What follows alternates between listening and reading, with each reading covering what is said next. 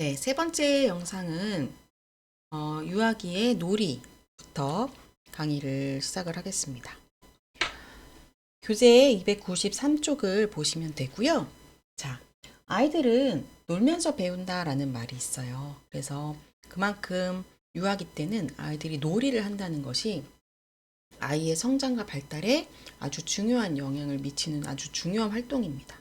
그래서 이때 막 유아기 때부터 놀이를 못하게 하고 한글 빨리 해라, 수학, 뭐 산수, 수학 빨리 배워라, 이렇게만 하면, 사실, 물론 이제 아이들은 학습도 놀이를 많이 활용을 하기는 하지만, 안 된다는 거죠. 충분히 놀이를 통해서 다양한 자극에 노출이 될 필요가 있고, 또 또래 아이들하고 상호작용이나 의사소통 같은 이런 것들도 놀이를 통해서 배워갈 수가 있는 겁니다. 놀이 이론에 대해서 이제 각각의 이론마다 어떻게 설명을 하는지를 좀 살펴볼 건데요. 첫 번째 정신분석 이론을 보시면 여기서는 놀이의 기능을 아동의 심리적인 잠시만요. 아동의 심리적 갈등을 놀이를 통해서 완화되고 아이들의 욕구가 충족된다. 그리고 놀이를 통해서 원초아와 소자아의 갈등이 해결된다. 이렇게 설명을 하고 있습니다. 그래서 아이들도 스트레스를 받고 일상생활에서 긴장이 올라올 수 있는데 이거를 아이들하고 관계를 통해서 조절하거나 이런 사회적으로 허용된 그런 방법으로 자신의 긴장이나 이런 것들을 발산하는 기회가 되는 거고요. 그리고 294쪽에 보시면 놀이 치료가 나와 있어요. 놀이 치료.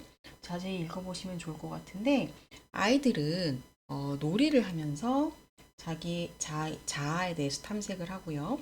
자신의 소망을 실현을 시킵니다. 그래서 놀이 치료를 가면 아이들이 이렇게 놀이 치료실에 가서 뭔가를 놀이 장난감을 가지고 놀도록 하고요.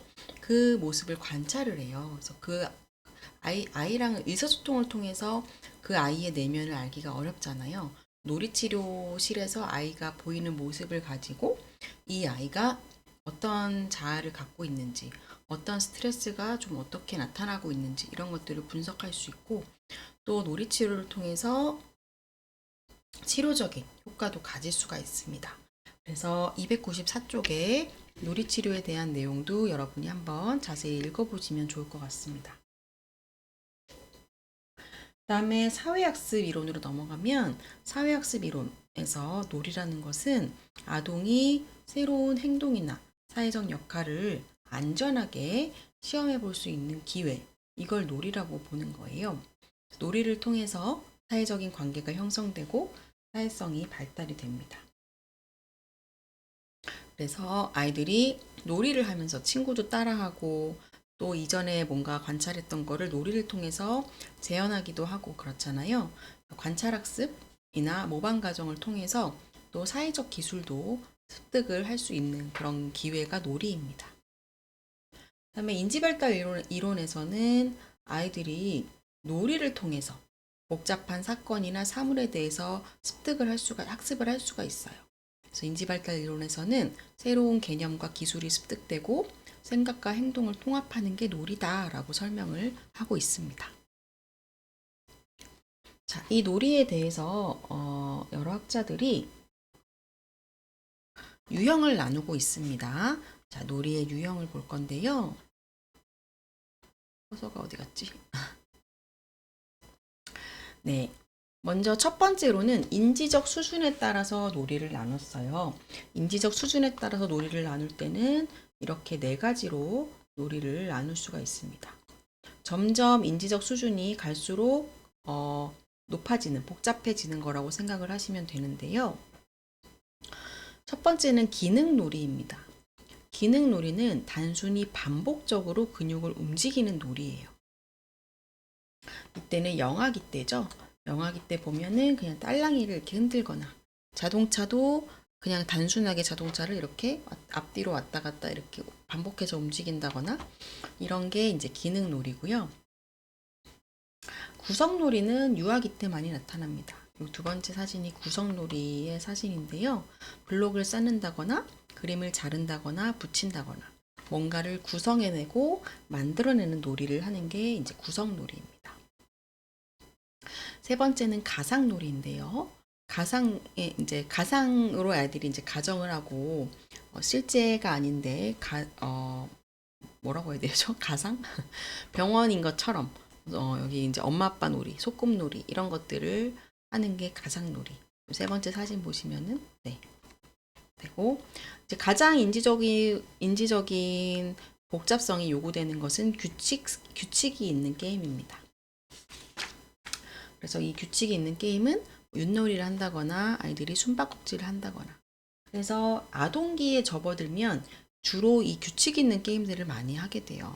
아동기가 돼도 벌써 아이들이 병원놀이, 소꿉놀이 이런 거 잘 많이 하지 않죠. 뭐 보드게임 같은 것도 많이 하고요. 아동기에 되면. 네. 저도 아이가 어렸을 때 윷놀이도 되게 많이 했었고 또 저희 아이는 카드게임도 좋아해서 원카드 이런 것도 진짜 매일매일 했었고 네, 그런 규칙 있는 게임도 되게 많이 같이 했던 기억이 나요. 그때 사실 재미는 없거든요. 아이의 수준하고 어른의 수준하고 당연히 다를 수밖에 없어서 처음에는 재미가 없는데 좀 지나면 아이가 엄청 잘하게 되면서 제가 계속 지게 되는 그런 단계까지 아이가 발달을 하더라고요. 네. 자, 그 다음 놀이의 유형을 볼 건데, 이제 다른 학자가, 네, 이 놀이의 유형을 다른 기준으로 분류를 했습니다. 이거는 사회적 수준에 따른 놀이 유형인데요. 사회적 수준이라는 것은 다른 사람하고의 상호작용이 얼마나 일어나는지를 가지고 놀이를 나눠 놓은 거예요. 그래서 몰입되지 않은 놀이를 보면 이제 영아가 놀고 있지 않는 것처럼 보이지만 주변에 흥미를 갖고 있고 혹은 자기의 신체를 갖고 놀고 있는 이게 이제 몰입되지 않은 놀이라고 합니다. 방관자적 놀이는 자기가 놀이에 직접 참여하지 않고 대부분 시간을 다른 유아가 노는 것을 관찰을 하는 거예요. 근데 아이들이 이런 모습을 생각보다 많이 보이는 것 같아요. 놀이터에 가면 노는 아이들이 이렇게 있고 그걸 이렇게 물끄러미 바라보는 아이들이 있더라고요. 저는 왜 그럴까 그냥 따로 놀거나 아니면 같이 놀자고 하면 될 것 같은데 물끄러미 바라보면서 재밌어 하는 이런 방관자적 놀이를 하는 경우도 많이 본 것 같고요. 그다음에 혼자 놀이는 곁에 있는 유아와 상호작용하기보다 혼자 장난감 갖고 노는 거. 그다음에 평행놀이는 같은 공간에서 다른 유아하고 같거나 비슷한 성질의 장난감을 갖고 놀지만 상호작용은 별로 없는 거고요. 그다음에 이제 여기부터 상호작용이 많이 늘어납니다.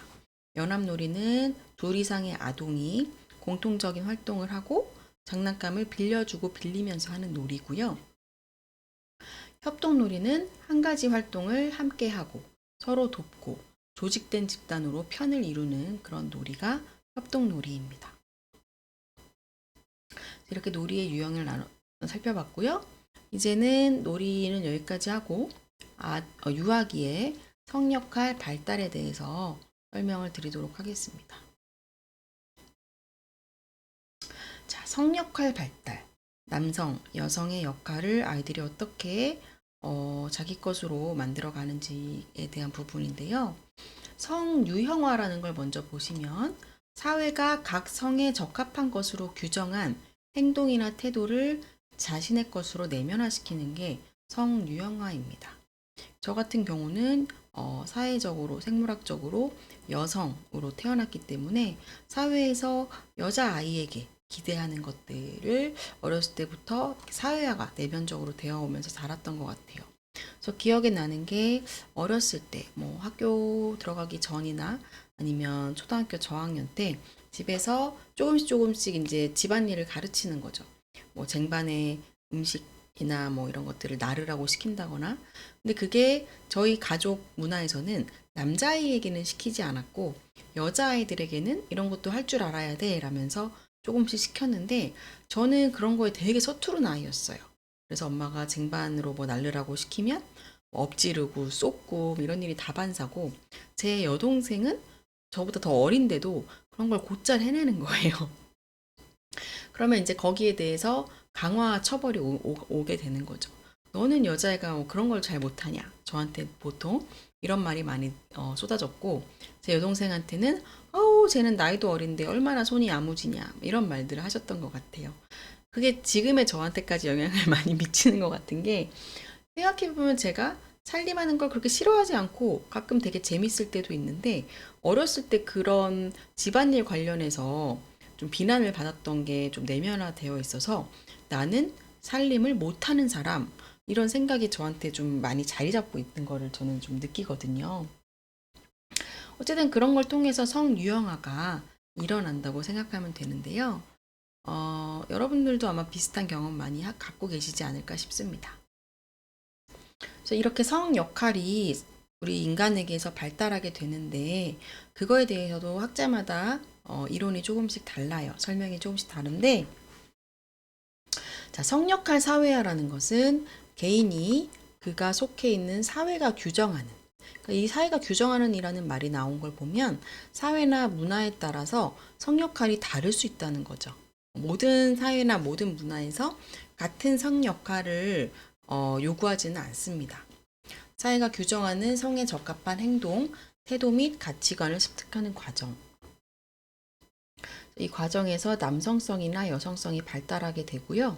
과거에는 이 남성이 남성성을 발달시키고 여성이 여성성을 잘 발달시키는 것이 정신적으로 건강하다라는 그런 기준을 갖고 있었어요. 근데 이거는 현대로 점점 오면서 이렇게 남자는 남자처럼 이라는 말이 이상한데, 남자는 남자의 성역할을 잘하고 여성은 여성의 성역할을 잘하고, 이게 건강하다는 생각은 점차 좀 바뀌어나가고 있는 것 같기는 해요. 그래서 오히려 요새는 양성적인 특성을 둘 다 갖고 있는 게 더 적응을 잘하고 더 건강한 것으로 이제 얘기되는 부분도 있는데요. 어쨌든 과거에 전통적인 관점에서는 이 부분이 정신건강의 척도가 되기도 했었습니다. 성역할 발달에 대해서 정신분석 이론에서는 어떻게 설명을 하냐면요.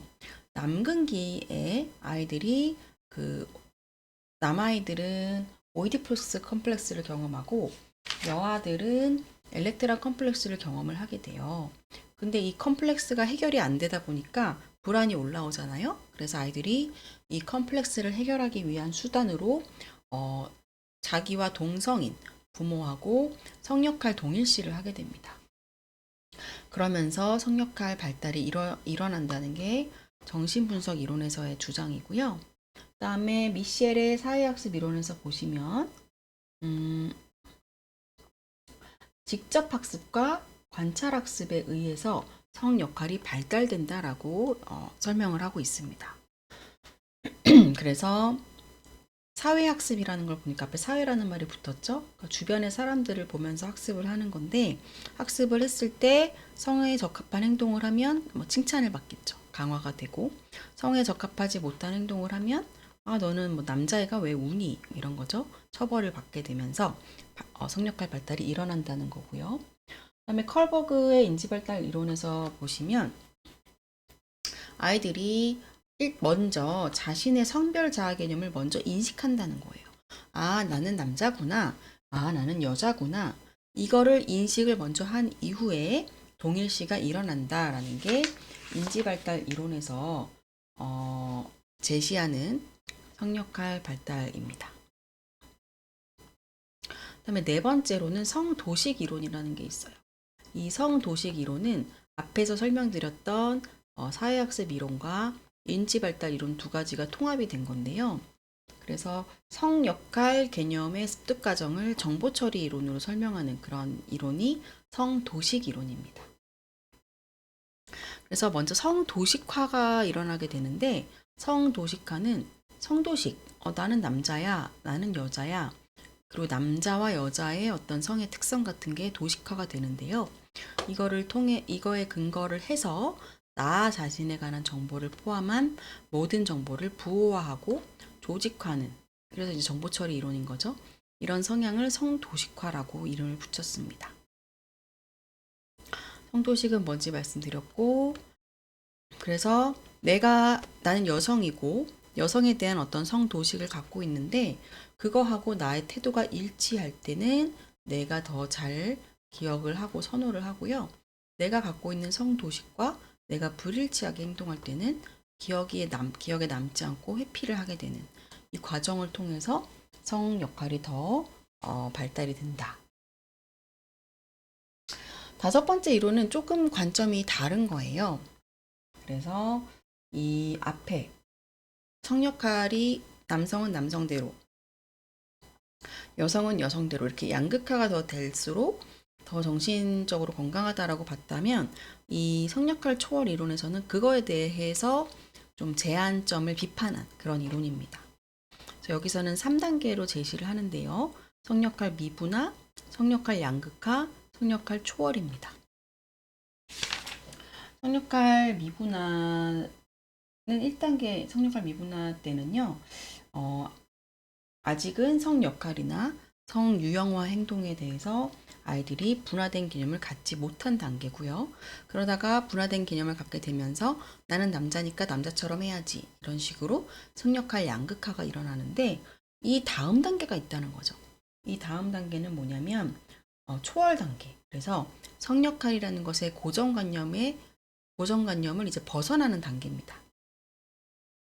그래서 남자니까 이렇게, 여자니까 이렇게, 그렇게 하는 게 아니라 그냥 상황에 맞게 자신의 어떤 행동이나 태도를 상황이나 여러 가지 것들을 고려해서 하는 거지 무조건 남자니까 이렇게 하고 이런 거에서 벗어나는 게 3단계 성역할 초월 단계라는 거예요.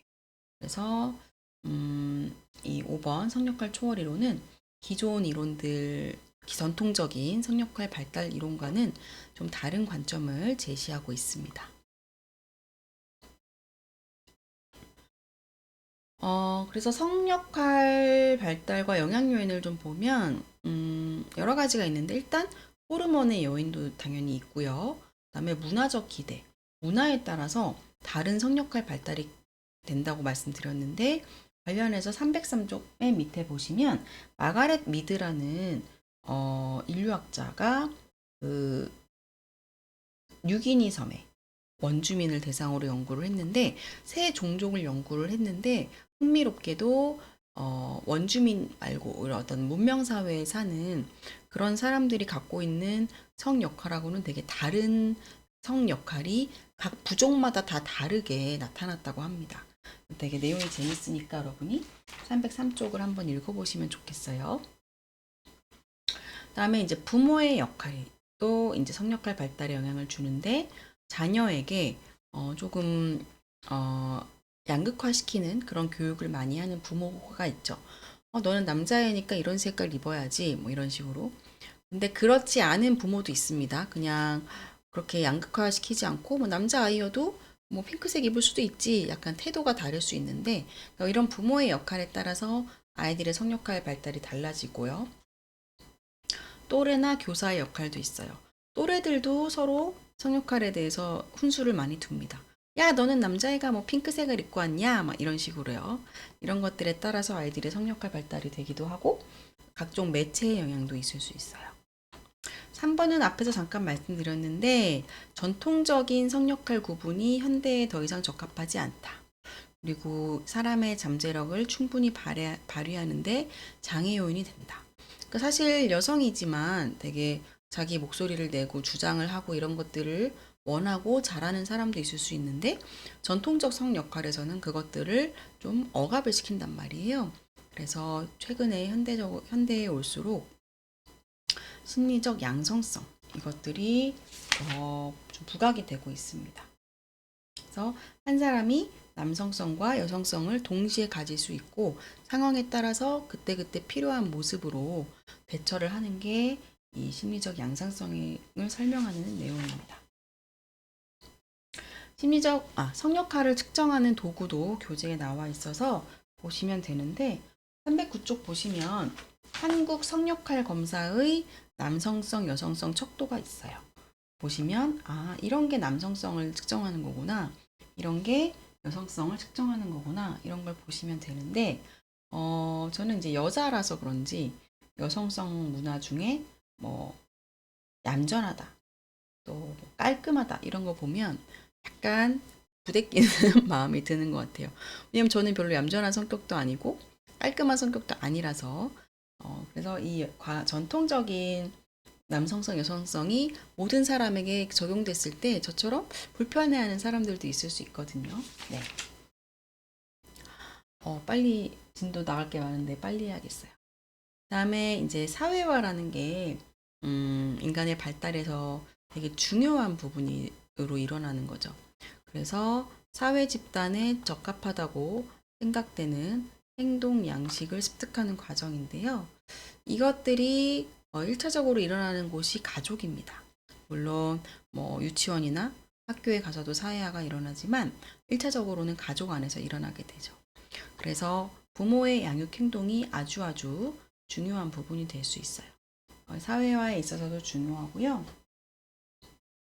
이 양육 행동을 통해서 아이의 성격 형성에 영향을 미쳐서 성인이 된 이후까지도 잘 살아갈 수 있을지 어떨지를 예측할 수 있는 게 부모의 양육 행동입니다. 부모의 양육 태도는 여러 가지 이제 특성으로 기술될 수 있는데 아이를 얼마나 수용해 주는지, 얼마나 애정적인지, 얼마나 통제하는지, 그리고 뭐 얼마나 케어를 잘 해주는지, 온정적인지, 얼마나 허용적인지 이런 식으로 이제 기술을 하게 돼요. 이 양육 행동은 에 있어서 중요한 학자 바움린드라는 분이 있는데 이분은 애정의 차원과 통제의 차원으로 부모의 양육 행동을 나눴습니다. 뒤에 표를 보시면 이렇게 애정의 차원, 통제의 차원으로 나눠져 있는데요. 애정은 부모가 얼마나 애정적이고 지원적이고 얼마나 아이에게 민감하게 반응을 보여주고 관심을 가지는지고요. 통제 차원은 아이에게 성숙한 행동을 요구하고 아이를 통제하는 게 통제 차원입니다. 그러니까 얼마나 자애로운지, 얼마나 엄격한지 이런 걸 보시면 되는데 자, 애정도 높고 통제도 높으면 허용적 부모라고 하고요. 죄송해요. 잘못 말씀드렸네요. 헷갈릴까봐 지울게요. 다시. 애정도 높고 통제도 높으면 권위 있는 부모고요. 애정은 높은데 통제가 낮아요. 그러면 허용적. 애정이 낮고 통제가 낮으면 무관심. 애정이 낮고 통제가 높으면 권위주의적 부모입니다. 여러분 어떤 게 제일 좋은 부모라고 생각하세요? 좋은 부모라는 말은 좀 그렇고 양육 태도로 바람직한 것은 많은 학자들은 이 권위 있는 부모의 경우에 양육 태도로 적합하다고 얘기를 합니다. 애정도 높고 통제도 높은 거죠. 그랬을 때 자녀와 항상 대화하고 그러면서도 아이를 훈육을 잘 하는데 막무가내로 이렇게 하라는 게 아니라 논리적 설명을 잘 해줍니다. 그래서 아이들이 이런 모습들을 나타나는 이게 좀 가장 좀 바람직하다고 보일 수 있고요. 권위주의적은 내용 읽어보시면 어떤 건지 이해되시죠? 이때 아이들의 행동, 허용적, 너무 오냐오냐 키우는 경우 그랬을 때 자신감 있고 적응은 잘하지만 규율을 무시할 수 있어요. 무관심한 거 이것도 되게 좋지 않은데요. 애정도 없고 그러던 말던 무관심한 거 독립심이 없고 자기 통제력이 부족하고 문제 행동을 보일 수가 있습니다. 그 다음으로 넘어가면 형제자매와 출생순위 부분이 있어요. 형제자매도 여러분이 뭐 너무 이거 어떻게 보면은 익숙하고 상식적인 내용일 수가 있는데요. 형제자매는 사실 부모만큼은 아니지만 아이들에게 아주 중요한 영향을 미치는 인물이 형제자매입니다. 생후 6개월만 돼도 아이들이 손이 형제와 더 많이 상호작용을 하게 되고요. 그래서 이 재미있는 건 형제자매는 서로 상호적이고 평등한 관계예요. 빈번한 상호작용을 하게 되고 솔직한 정서 표현이 나타나고 상호 간의 관심과 애착이 형성이 되는데 서로 막 친하게 잘 놀다가도 엄청 자주 싸우잖아요. 그래서 서로 경쟁적인 동시에 또 협동적이고 싸우면서 또 서로 도와주고 서로 막 싸우다가도 또 내 동생이 어디서 누구한테 맞고 왔다 이러면 막 달려가서 혼내주잖아요. 그런 독특한 관계를 형성하고 성격 형성에 아주 많은 영향을 미치는 것이 형제 관계입니다. 이 출생 순위는 여러분 다 읽어보시면 이해되시는 내용이에요. 맞이의 특성, 둘째 특성, 막내 특성, 또 외동아이의 특성. 그래서 각각 특성에 대해서 어느 정도 이해를 하고 계시면 좋은데, 여러분이 나중에 상담을 하실 때도 내담자, 그러니까 상담에 온 사람을 내담자라고 하는데요. 내담자가 맞이인지 막내인지 이런 출생 순위에 따라서 되게 다른 성격 특성을 보일 수가 있거든요. 우리나라에도 K장녀라는 말을 막 쓰잖아요. 네, 유사한 특성들을 보일 수 있기 때문에 이런 형제자매로 인한 거나 출생 순위로 인한 성격 특성도 이해를 하고 계시면 좋을 것 같습니다. 그리고 교재 315쪽에 보면 아동학대에 대한 내용이 자세히 나와 있어요. 이것도 한번 읽어보셨으면 좋겠고요.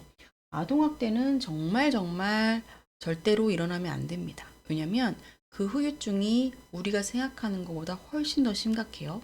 그리고 그 후유증이 바로 나타나지 않고 성인이 되고 나서 나타나는 경우도 많기 때문에 아동학대는 절대 근절되어야 되고, 아동이 성인이 돼서도 증상이 나타나지만 아동기에 나타날 수 있는 증상은 지능 지수가 낮고 언어 발달이 지체되고 공격성이 높고요. 자기에 대한 자아 개념이 부정적이고 사회적으로도 위축되고 우울증이나 청소년 비행 이런 것들로 이어질 수가 있기 때문에 아동학대에 대해서 관점을 한번 점검을 해보시면 좋을 것 같습니다. 뒤로 넘어가면 가족 구조의 변화인데요. 이거는 현대사회로 오게 되면서 주요한 사회 변화 5가지가 설명이 되어 있어요. 근데 이 부분은 내용이 어렵지 않고 여러분이 충분히 읽으면 이해하실 수 있을 것 같아서 여러분께서 읽어보시면 좋을 것 같습니다. 그러면 유아기 발달은 여기까지 하고요. 다음 시간에는 아동기 발달로 넘어가도록 하겠습니다. 수고하셨습니다.